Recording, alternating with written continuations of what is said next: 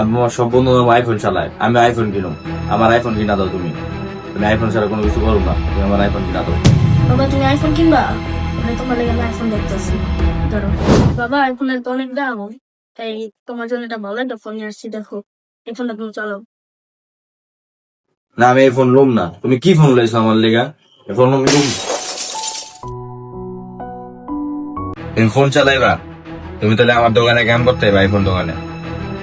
তোমার আইফোন দেওয়া দিব, কালকে সকালে করবা। তো ঠিক আছে, আমি তাহলে কালকে তোর দোকানে করুন না কালকে।